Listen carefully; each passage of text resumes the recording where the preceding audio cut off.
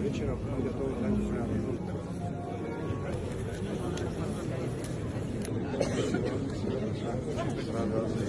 Очень рад вас видеть. Очень рад вас видеть. Господин Игорь Бабушкин – это один из наших самых хороших друзей.